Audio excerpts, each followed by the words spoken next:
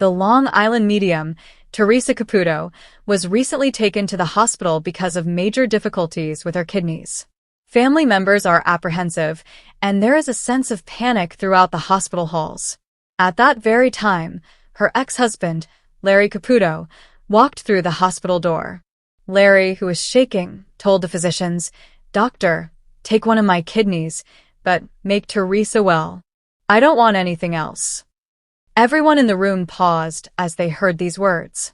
Everyone, including Theresa's family, the physicians, and the nurses, stared at Larry in shock. Theresa, with tears in her eyes, asked Larry, "Do you still love me that much?" Larry smiled and said, "Does love ever end, Theresa? You have always been, are, and will always be in my heart." There were tears and laughter in Theresa's eyes. It was like a huge smell of compassion and humanity filled that hospital room all at once. It felt like this was more than just a kidney. It was a selfless act of love. Many people know Theresa Caputo as the Long Island medium. For years, she helped individuals talk to loved ones who had passed away. But now she was lying powerless in a clean hospital bed, dealing with a very real problem. Her kidneys were failing. The lively woman who used to move crowds with her spiritual readings was suddenly quiet, weak, and surrounded by blinking monitors and nurses who whispered. Her family had come together at Mount Sinai Hospital in New York, and everyone looked worried. Victoria, her daughter, sat quietly beside her bedside, holding Theresa's hand tightly. Doctors came and went, and their voices were short and businesslike. The outlook was not good. Theresa needed a new kidney right away. The doors of the hospital wing swung wide in the middle of this tense, emotional storm. Larry Caputo, Theresa's ex-husband, was there. They had been divorced for years. Everyone felt they had both moved on. But now that he was standing at the doorway with a pale face and glassy eyes, it was evident that something deeper had always been there, unspoken, dormant, but very much alive. He didn't wait for someone to ask him. Larry strode right into Theresa's room, ignoring the nurses who were shocked and the family members who were wide-eyed. Everyone in the room stopped talking. Even the cardiac monitor looked like it had stopped. He walked over to her bed, crouched down next to her, and held her weak hand in his. When he turned to the doctor, his voice broke. "Doctor, take one of my kidneys. I don't care about the risks. Just make her better. I don't want anything else." Everyone in the room froze. Victoria gasped. Theresa's sister put her hand over her mouth in shock. A nurse let go of her clipboard. Theresa glanced at Larry with tears in her eyes. "Are you serious, Larry?" she said in a whisper. He nodded, and tears started to fall from his eyes. "Does love ever really stop, Theresa? I don't wear the ring anymore, but my heart never let go. You were my soulmate, and you still are. Let me give it to you if this is what you need to get a second chance at life." Theresa's eye leaked a tear, and then she laughed softly and weakly. "After all this time, you still love me that much?" He grinned softly. "Always." The doctor tried to interrupt by talking about compatibility testing, recovery times, and procedures, but at that moment, none of it seemed to matter. The room felt different. It wasn't just a hospital room anymore. It felt like love had come in and hugged everyone. Larry took all of the tests in the days that followed. It was a miracle that he was a match. The procedure was planned. As the news spread, people from all over the country, both admirers and strangers, offered words of support and shock. It was almost unheard of for a guy to give his ex-wife a kidney, but Larry said it wasn't heroic. It was just love. The transplant went well. Every day, Theresa got stronger. Her color came back, her smile got bigger, and soon she was roaming the corridors of the hospital again, this time as a beacon of hope instead of a patient. Theresa and Larry were both hooked up to 4 lines and holding hands one afternoon as the sun came through the hospital windows. She stated, "I guess the universe has a funny way of bringing people back together." Larry laughed. "Or maybe one of your spirits pushed me." They both laughed. And in that laughter, with machines beeping and walls that smelt like antiseptic, love grew again, stronger, smarter, and more real than ever before. But Jason Myers never thought mediums were real. He was a reasonable man who based his beliefs on facts and reason. He thought any discussion of ghosts and the afterlife was soothing fantasy. Emily, his wife, on the other hand, had been a fan of Long Island Medium since she was a child. She watched every episode with wide eyes and an open heart. She believed in Theresa Caputo's talent, which was to connect individuals with their loved ones who had died. Jason put up with it for her sake and would often tease her in a nice way. "It's not proof, honey.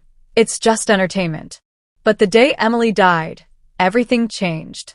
It occurred so quickly, a vehicle accident on the way home from seeing her mother. Jason was heartbroken. In an instant, his partner, his light, and his laughter were gone. The home was so quiet that it hurt. The chair she used to sit in to read, the coffee cup she liked best was still by the wash basin. Jason fell into a veil of disbelief and couldn't deal with the loss. He felt guilty about their last fight, which was about something as small as a grocery list. 3 months later, Emily's sister got Jason to go to a live event with Theresa Caputo. She kept saying she would have wanted this. Jason sneered at the thought, but something inside him, maybe sadness or desperation, agreed to go. There were a lot of people at the event. There was a lot of hope and nerves in the room. Theresa stepped onto the stage with her trademark huge hair, high heels, and compelling presence. She didn't need to be introduced. Everyone in the audience clapped, but Jason sat with his arms crossed, not believing it. He looked around the room, where hundreds of people were waiting for a message. He didn't think anything would happen. Theresa stopped in the middle of the show. She shut her eyes for a second, then slowly pointed at Jason. She said, "A woman is coming through. She's letting me see a car." A unexpected death. It was unexpected and sad. Jason's heart stopped. "Tell him I heard what she said," she says. "Every night. I never left." Jason's hands began to shake. "She's talking about a cup. A coffee mug with a broken handle that she wouldn't throw away because you gave it to her. She says you often teased her about retaining it." Jason's eyes filled with tears. That mug was still in the kitchen. He never told anyone, not even Emily's sister. Now Theresa was looking right at him. "Stop blaming yourself," she says. "The last thing I felt was love, not mad. Jay, I love you more than ever." "She called you Jay, didn't she?" Jason couldn't stop. The tears flowed freely. At that time, the room was gone. It didn't matter how or why. Logic went away. The walls around his heart broke down. There was Emily. In some way, she was reaching out. The regret and sadness that had built up over time, but the sky had a gentle gray color, which meant that it might rain later in the day. It was a cold spring morning in Long Island. For weeks, David Wallace had been plotting the surprise. He didn't normally believe in mediums, spirits, or signals from the other side, but he was prepared to do so for his wife, Emily. She lost her mother last year in a way that she didn't expect, and since then, a calm melancholy has never really left her eyes. He might have gone the usual way for Emily's birthday, flowers, jewelry, and dinner reservations, but he wanted to do something new, something that matters, something that heals. That's when he thought of the idea, a private reading with Theresa Caputo, the Long Island medium. It wasn't easy. David was able to get a surprise one-on-one meeting with Theresa, even though her schedule was constantly full. He sent her team a sincere email and kept following up. It would happen in only a few days on Emily's birthday. Emily came into their living room wearing a silky cream jumper, and her hair was casually tied back. She saw a nicely arranged table with breakfast, fresh flowers, and a tiny letter next to her dish. "What is this?" she asked, a small smile on her lips. David grinned, but he was nervous. "Open it." There was a handwritten note inside. "To your heart. For the news you've been waiting for. Get ready at 2 p.m. Love, David." She looked up confused. Messages. David kissed her forehead. "You'll see." Emily sat in their living room, more intrigued than ever. When the doorbell rang, David rushed up to answer it. When Theresa Caputo walked in, Her huge blonde hair and pleasant grin infused the room with excitement right away. Emily's mouth dropped open. She said, "Oh my God. You're her." Theresa laughed. "Yes, I'm guilty as accused. Happy birthday, my love. Your husband did some work behind the scenes." Emily turned to David, feeling overwhelmed. "Did you do this?" He nodded. "I thought, maybe someone wants to talk to you. Someone you want to see again." Tears clouded Emily's eyes. She nodded, unable to speak. Emily, David, and Theresa all gathered together at their coffee table. Theresa closed her eyes for a while to listen. "I see a mother figure coming forward right away," she said. "She is showing me her hands. Didn't she have beautiful hands? Always busy. Sewing? Cooking?" Emily gasped. "She made every Halloween costume I ever wore." Her chans Theresa grinned. "She says she never missed a birthday, and she wasn't going to miss this one either." Both David and Emily had tears in their eyes as David grabbed for Emily's hand. Theresa went on. "She says you talk to her when you make spaghetti sauce. And you were just thinking about her yesterday when you saw her favorite bird, a cardinal, in the garden?" Emily was crying now. "Yes. A red cardinal sat on the fence for 5 minutes. I kept asking, 'Is that you, Mom?' She heard you," Theresa replied softly. "And she says, 'Tell my girl she's stronger than she thinks.'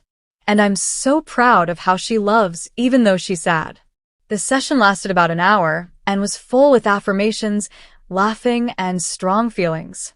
Emily heard things that no one else could have known, including the way her mother folded napkins at the dinner table, the lullaby she hummed to her at night, and the little things her mother said. Theresa stood up and hugged Emily for a long time at the finish. Theresa whispered, "She's with you. Every single day." When Theresa left, Emily turned to David and hugged him tightly. She said, "I don't care what anyone says. I sensed her today. I heard her. Thanks for giving me that." David kissed her on the head. "Happy birthday, Em. I just wanted you to smile again." Emily gazed out the window, where the clouds had started to break up and let in a beam of warm sunlight. A red cardinal landed on the fence for a short time before flying away. And for the first time in a long time, Emily's smile came from the bottom of her heart. But it was a cool October morning in Huntington, Long Island. The air smelt like burnt leaves and smoke from far away, and the firehouse at the intersection of Main and Harbor was abnormally silent. Firehouse 17 had proudly and honorably served the town for years, but something had changed recently. Things moved by themselves.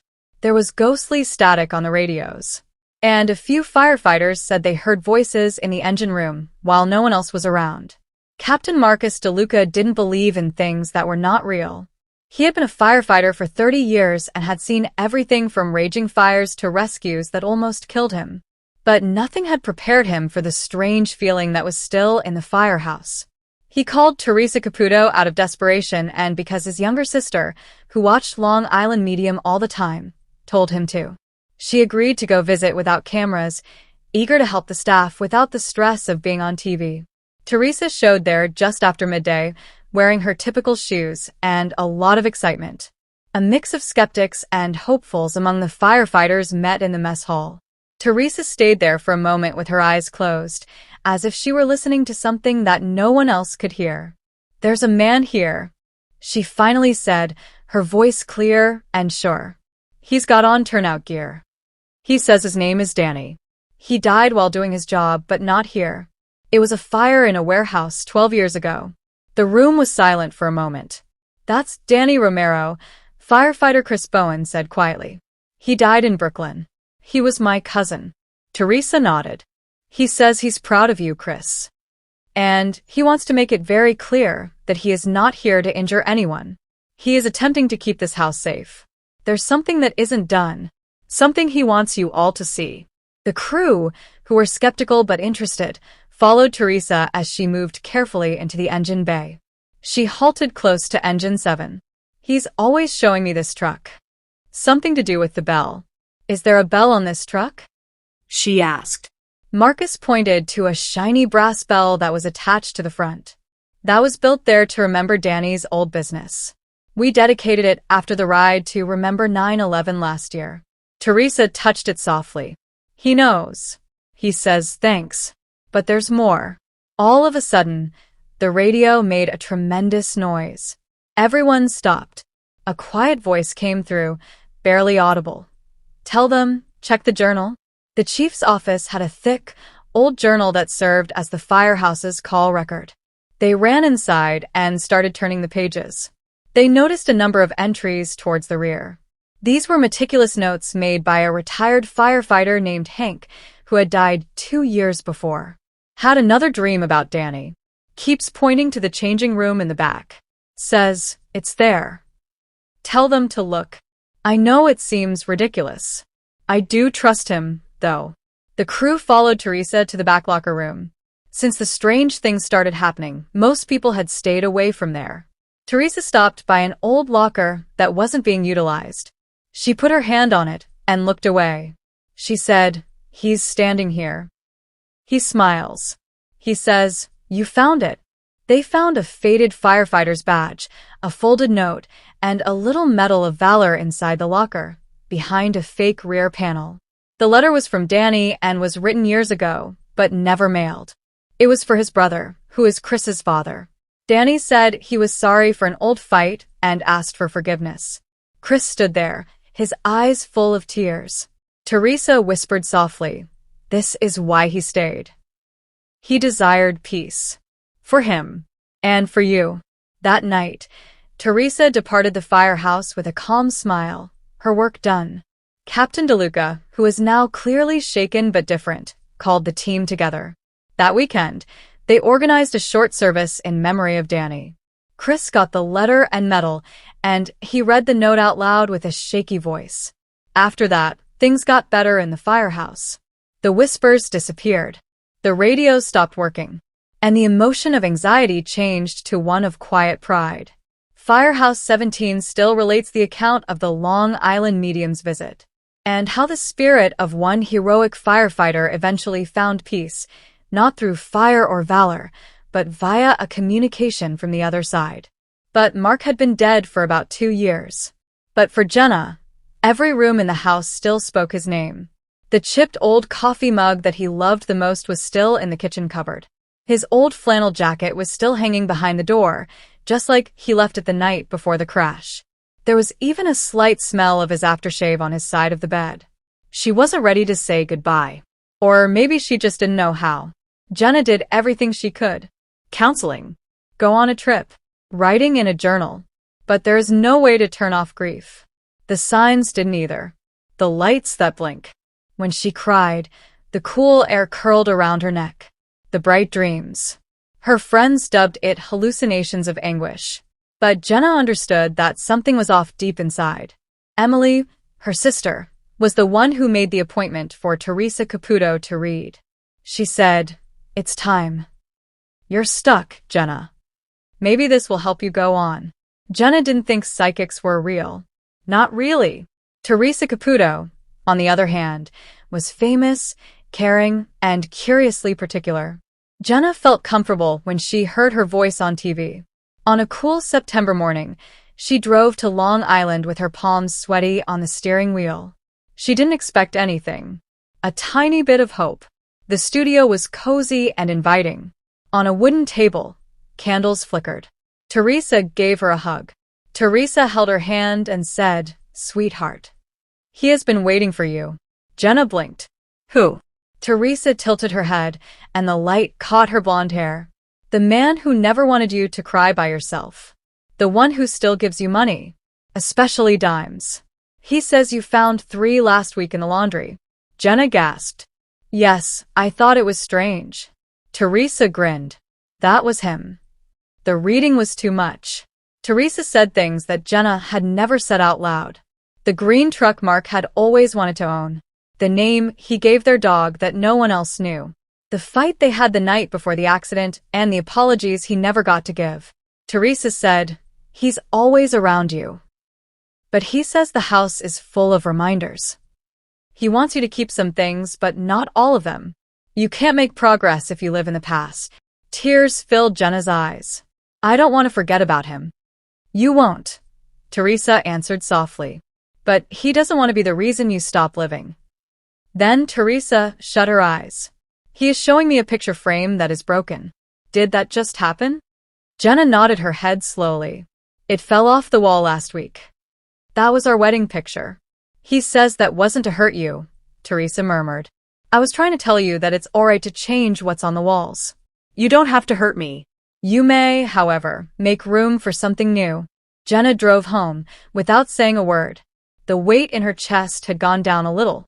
She took down a handful of the framed pictures that night, not because she wanted to get rid of them, but because she loved them. She had one next to her bed. She gently packed the other things and said, "You'll always be with me." A few days later, she found another penny. This time, it was hidden in a book she hadn't opened in years. She smiled, but her eyes were full of tears. I hear you, Mark. The reminders were still there. But now they didn't tie her down to sadness. They were expressions of affection that echoed across time. After a few months, Jenna began to volunteer at a group for people who were grieving. She talked quietly but plainly, urging people to share their grief. When someone indicated they could feel their loved one around, she smiled and remarked, "Don't dismiss it. Love will break every rule to get to us." Mark was also smiling, but not where you could see him. Hello, lovely viewers. Welcome to my channel. My name is Mina, and I hope your day is going well. Don't forget to subscribe to the channel if you appreciate the video.